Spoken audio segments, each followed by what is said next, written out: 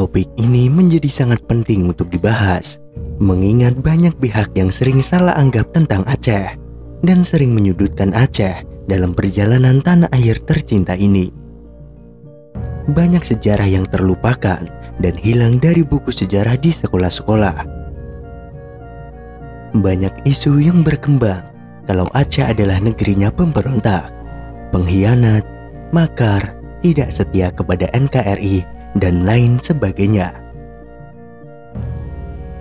Sejarah perjalanan bangsa, sebuah mata rantai yang hilang dari buku sejarah di sekolah-sekolah dan mulai dilupakan dan dipaksa untuk terlupakan.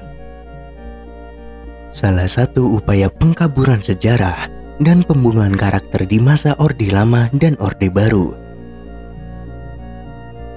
Aceh dalam perjalanan sejarah Republik Indonesia yang tercinta ini telah memberikan pengorbanan yang begitu besar dan telah memperlihatkan kesetiaan, nasionalisme, dan patriotisme yang sangat tinggi terhadap Negara Kesatuan Republik Indonesia. Tapi apa yang terjadi dan harus diterima rakyat Aceh pada kenyataannya sungguh sangat menyesakan dada. Terus-menerus difitnah, disakiti, dianggap makar, disintegritas, diteror, pembantaian etnis Aceh, dan penindasan. Aceh bukanlah pengkhianat, tapi Aceh dihianati. Seandainya dulu Aceh menerima ajakan Van Mook untuk mendirikan dan membentuk negara Islam Aceh dan melepaskan diri dari Republik Indonesia yang masih bayi dan sakit keras, maka Republik ini mungkin hanya ada di dalam mimpi Soekarno-Hatta dan hanya sebatas dongeng pengantar tidur saja.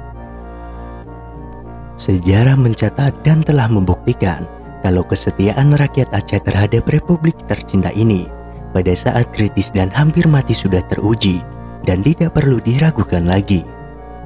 Namun, itu semua menjadi percuma dan terasa sia-sia manakala air susu dibalas dengan air tuba. Tak ubahnya seperti nasib seorang ibu yang diperkosa dan dibunuh oleh anaknya sendiri.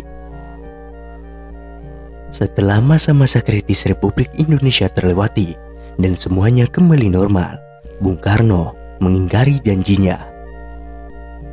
Apa saja janji Soekarno pada rakyat Aceh? Berikut dialog antara Gubernur Militer Aceh, Langkat dan Tanah Karo, Muhammad Daud Beurew, Abu Jihad, dan Presiden Republik Indonesia Insinyur Soekarno atau Bung Karno di pendopo kepresidenan Aceh di Kota Raja, Banda Aceh, Juni 1948. Saya minta bantuan Kakak Daud Beurew agar rakyat Aceh turut mengambil bagian perjuangan bersenjata yang sekarang sedang berkobar antara Indonesia dan Belanda untuk mempertahankan kemerdekaan yang telah kita proklamasikan pada tanggal 17 Agustus 1945.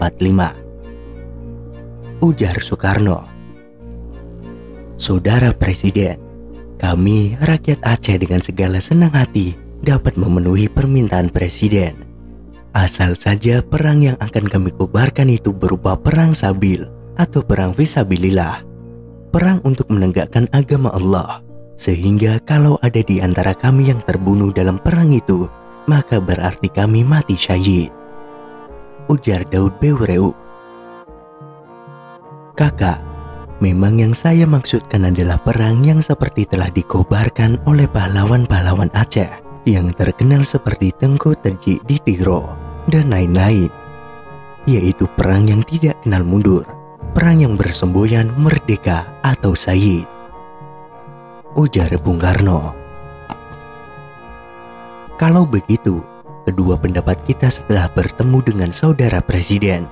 Dengan demikian bolehlah saya memohon kepada Presiden bahwa apabila perang telah usai nanti, kepada rakyat Aceh diberikan kebebasan untuk menjalankan syariat Islam di dalam daerahnya.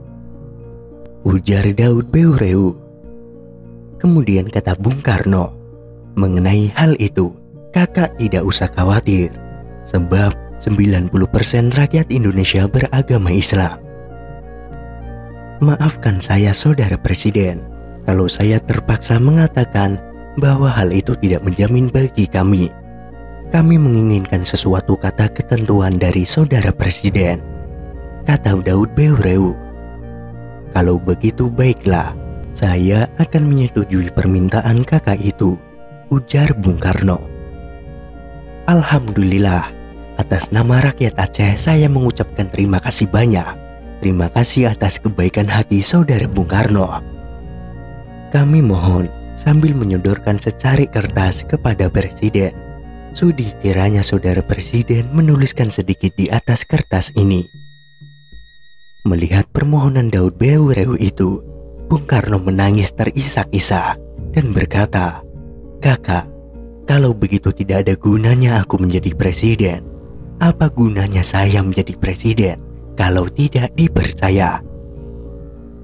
Bukan kami tidak percaya Saudara Presiden, akan tetapi hanya sekedar menjadi tanda untuk berperang, ujar Daud Beureu. Demi Allah, bismillah, kepada daerah Aceh nanti akan diberi hak untuk menyusun rumah tangganya sendiri sesuai dengan syariat Islam, Bung Karno sambil menyeka air matanya.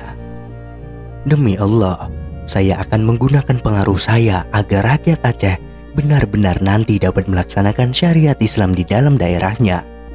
Apakah kakak masih ragu-ragu juga? Ujar Bung Karno. Saya tidak ragu-ragu lagi Saudara Presiden. Sekali lagi, saya atas nama rakyat Aceh mengucapkan banyak terima kasih atas kebaikan hati Saudara Presiden.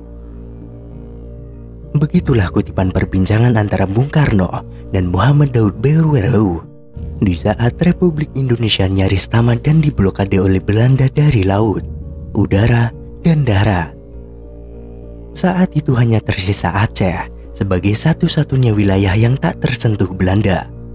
Aceh adalah garis terakhir pertahanan Republik Indonesia. Berbekal isak tangis dan air mata buayanya, Soekarno berhasil meluluhkan hati ulama karismatik itu. Maka urunglah niat Abu Jihad atau Muhammad Daud Beureu meminta perjanjian hitam di atas putih. Dan hanya itulah tuntutan rakyat Aceh kepada Republik Indonesia. Aceh hanya menginginkan penerapan syariat Islam secara kafah di Tanah Rencong. Dan apa yang terjadi setelah perang usai dan Republik Indonesia kembali bernafas lega? Ternyata janji tinggal janji, hanya manis di bibir saja. Air mata buaya Bung Karno hanyalah sebagai pelengkap sempurnanya sandiwara. Jangankan menepati janjinya, Provinsi Aceh justru dibubarkan dan dileburkan ke dalam Provinsi Sumatera Utara. Inilah cikal bakal dan awal mula genangan air mata dan darah rakyat Aceh membanjiri Tanah Rencong. Terlepas dari itu semua, beliau tetaplah bapak bangsa yang mesti kita hormati, dan kewibawaan serta pemikiran-pemikirannya patut kita kagumi.